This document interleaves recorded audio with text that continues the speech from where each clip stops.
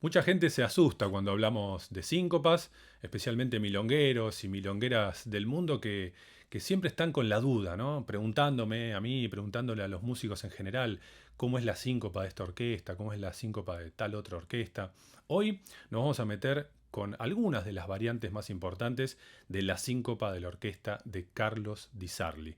Una de las claves que nos ayuda a reconocer y entender mejor de qué está hecho este gran estilo que nos gusta tanto. Vamos a meternos en profundidad y revisar uno por uno los elementos más significativos de la síncopa disarliana. Nos metemos de lleno, aquí vamos.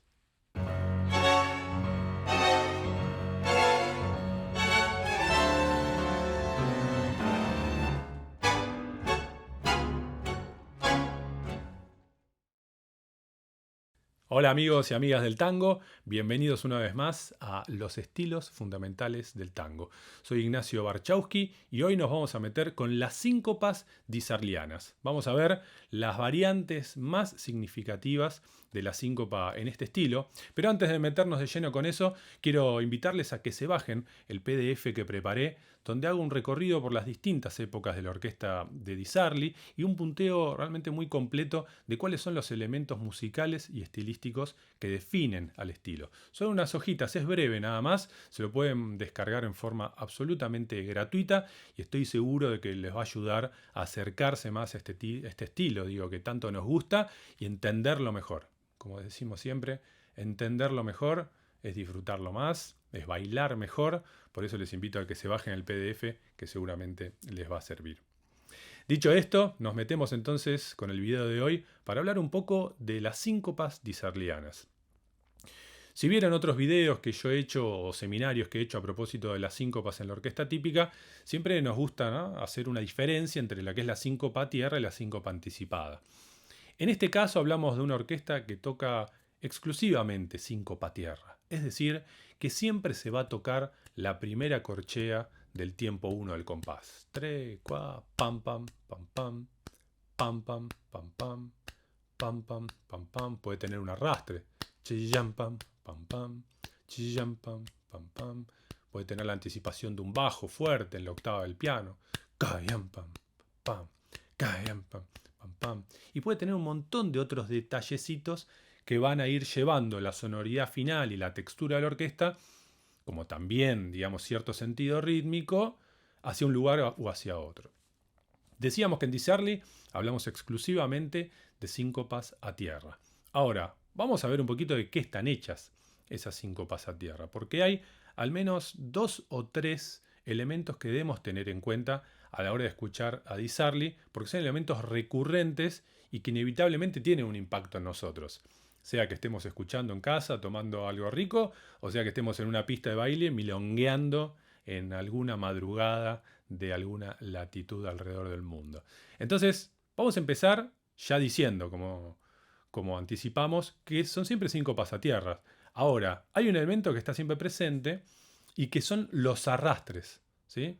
En muchísimas de las síncopas a tierra de Di Sarli va a haber un arrastre de los bandoneones, muchas veces también del contrabajo, y muchas veces también el piano sumándose, o bien con un arrastre o con un bajo anticipado. Escuchemos algunos ejemplos.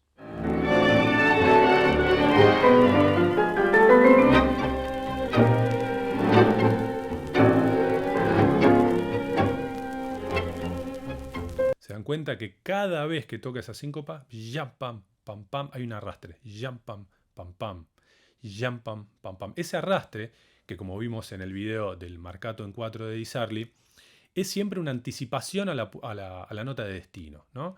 Y una anticipación que casi siempre, por no decir siempre, se inicia en una nota que no está definida, un acorde que está poco definido y que nos va a llevar en una dirección exacta, que es la nota que sí está escrita en el papel.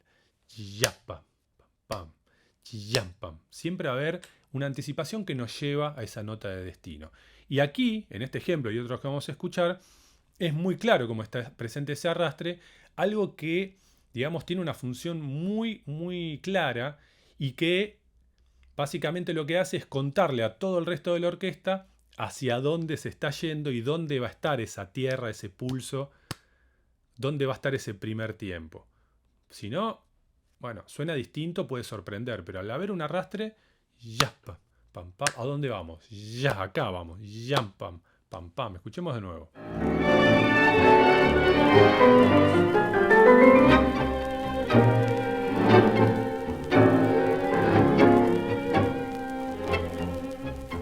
Sería como cuando se camina, ¿no? En la pista de baile y ese pie va anticipando hasta pisar justo donde cae el tiempo, ¿no? Es ¿sí? Una forma de anticipar ese lugar donde se va a pisar. Escuchemos otro ejemplo.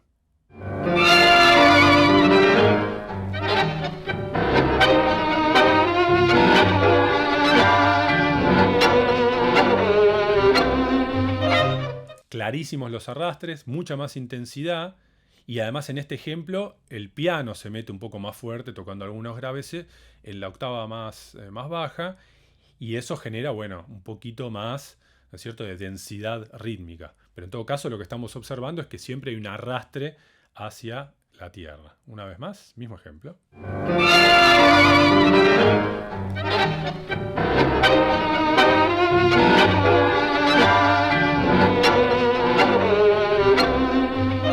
Otro ejemplo de esta misma idea, arrastres en la síncopa tierra.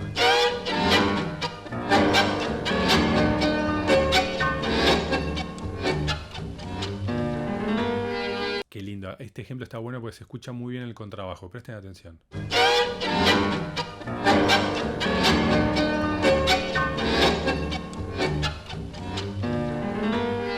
Tocado con arco, por supuesto, ¿sí? Esta es una orquesta que empieza, digamos, una primera época todo tocado con arco y que poco a poco, después, ¿no?, de toda esa época de Domingo Capurro en el contrabajo, poco a poco empieza a alternar con el pizzicato y sobre todo en la época de Hamlet Greco, ya a mediados de los 40, hay una alternancia bastante notable. Pero el uso del arco es fundamental en la textura y en la conducción rítmica de esta orquesta.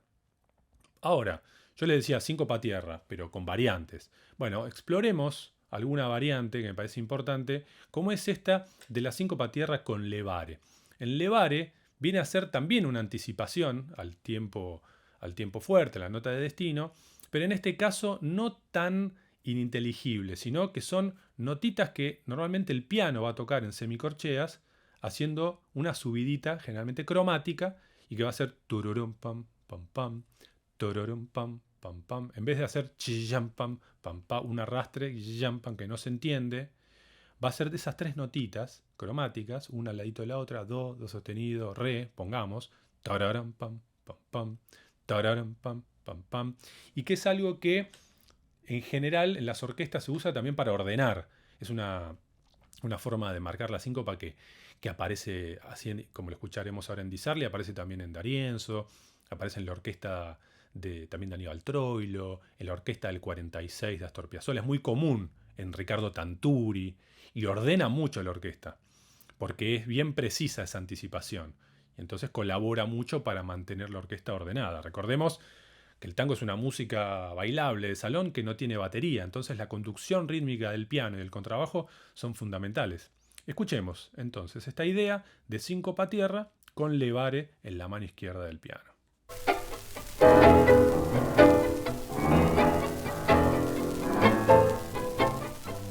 Tirarip tam tam tam, tararip pam pam pam.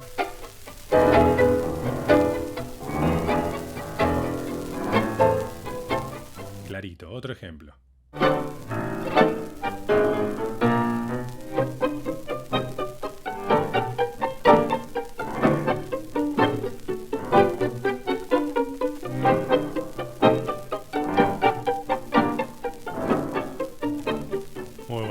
Muy buen ejemplo porque acá se mezcla, ¿no?, esta idea de elevar el piano en la mano izquierda y otros que están arrastrando. Y ahí se genera una fricción que es realmente muy linda y enriquece la textura general. Último ejemplo, el choclo.